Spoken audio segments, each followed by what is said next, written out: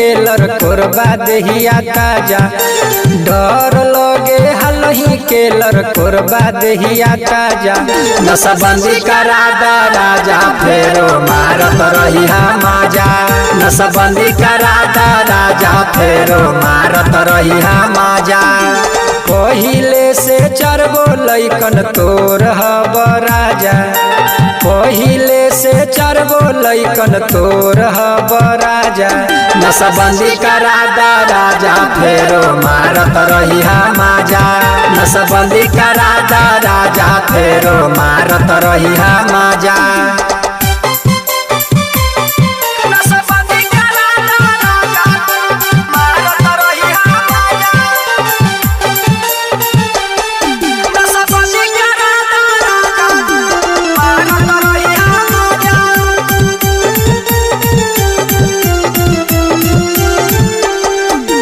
दिन भर परेशान करेला मिलेला नहीं सकून जी तोरे टेंशन से राजा दहिया में नहीं खे खून जी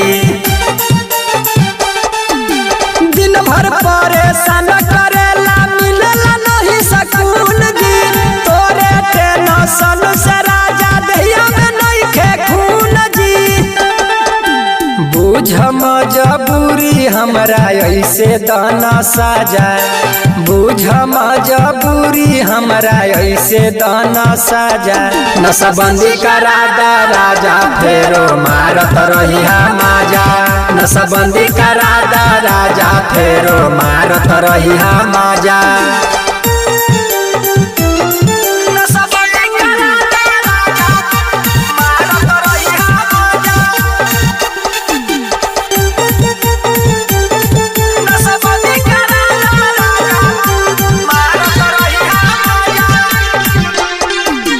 दिनों में घुस के घरवा में राजा लगावेला तू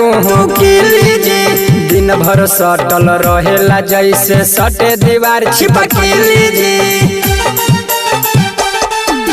दिनों में घुस के घरवा में राजा लगावेला तू किली जी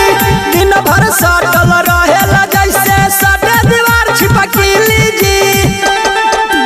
मनो सुखारी कलहे के दरदिया बावे ताजा शशिकांत यादव कल के दरदिया बावे ताजा